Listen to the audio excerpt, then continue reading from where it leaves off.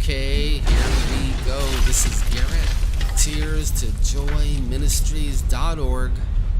This video is called, What Can We Do When God Says No? Let's pretend maybe you've been looking for a wife or husband for many years, and you've been praying and joining up Christian dating sites and talking to people at work and talking to people at church, but you never find anybody. And years go by and you're still alone, and more years go by and you're still alone, and you're slowly getting angry at God because you've been praying and seeking out a spouse, someone to marry, and God's been whispering to you that the answer is no. No, I'm not going to give you a husband at this time in your life. Or no, Garrett, I'm not going to give you a wife at this time in your life. The answer is no. So what can we do when God says no to a ministry position or a new job or a promotion or a new friend or moving to another city or seeking out a person to marry? What can we do? Number one, we want to humble ourselves because God knows better than we know. And God's plan for your life is much better than your plan would be. I promise you that, because God's plan is perfect. So a part of humbling ourselves is realizing that God knows what's best for us and we don't. So we want to try to humble ourselves. Next, try practicing to trust Him more. In other words, He has you single on purpose. Practice trusting Him that He knows what He's doing, that He has a reason to keep you single, that there is an important purpose in keeping you single at this time in your life, and that the repercussions are probably going to go into eternity. That's how important it is. What else can we do? Let the anger go. You know and I know that sometimes we get angry when God says no, especially when it's something that we've been really wanting, like a wife or husband, or a husband and a baby. We have to practice letting the anger go. And it's the same answer. We can practice letting the anger go by, number one, humbling ourselves before our God. Number two, realizing He knows what's best, so let the anger go. Realize His plan for your life is perfect, which will help you to let the anger go. And realize that God knows what's best for you and you don't. You might think you do, but God knows what's better for you because God knows everything and you don't. And when you practice realizing that God knows what's best for you, that He is a perfect dad, perfect, that'll help you to let the anger go also. Now, what else can we practice when God says no to wanting to find someone to marry? We want to practice to stop thinking about it. We want to stop thinking about men and women. We want to stop thinking about marriage. We want to stop thinking about children and babies. And we most definitely want to stop thinking about sex. That one's really important.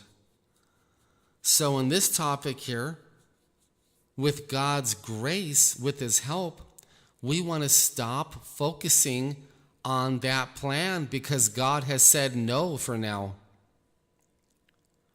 Now, if you want to pray for a person to marry, that's between you and God. I'm not going to say that's good or bad. That's between you and God.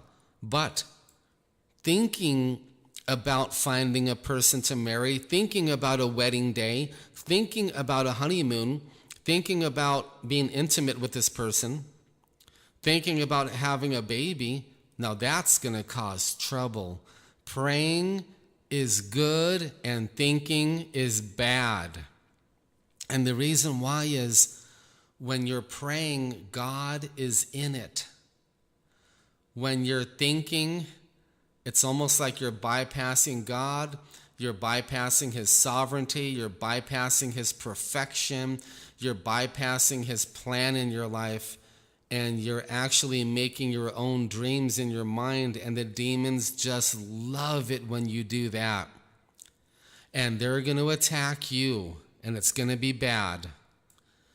If you continue to think about finding someone to marry and your wedding day and being able to be intimate and have sex and to work on having a baby, the demons are now going to attack you with sadness and loneliness and depression and lust, most likely addictions, and possibly despair, and with some people, even suicidal feelings.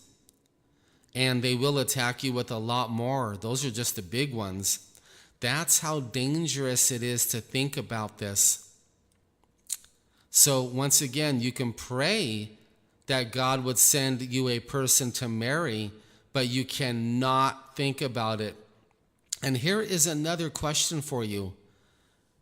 Since God has revealed to you that the answer is no, why would you bypass his answer and pray for a man to marry? Or why would you pray for a woman? If God says no, I would like to recommend that you most likely stop praying for a little while about finding a person to marry. Humble yourself before God. When you keep praying and praying and praying for a wife or a husband, you are rejecting God's message to you that he said no for right now. It's like you're putting your hand in God's face and you're saying, Dad, I reject your answer. I'm going to pray for a wife or a husband. I wouldn't recommend doing that. I really wouldn't. It's unhealthy. It's unhealthy spiritually and emotionally to do that. When God says no, why would we keep praying for a yes? Why not just humble yourself, let the anger go, stop thinking about it, stop thinking about any of it, trust God more, and know that God's plan is perfect in your life and that he has important reasons for saying no to whatever the topic might be, whether a promotion at work or moving to a new state or trying to find a person to get married. When God's answer is no, it's going to be for your good. His no answers are blessings to you. That's right. What dad doesn't say no sometimes? And if we human dads and human moms say no to our family members, friends, and children, and we're saying no almost always to bless them, how much better, how much more wonderful, and how much more perfect would God's no's be? Would God's answers of no be? They're perfect. Every time he says no to you, it is perfect for you. I pray this would sink in your heart so you would feel better when God says no.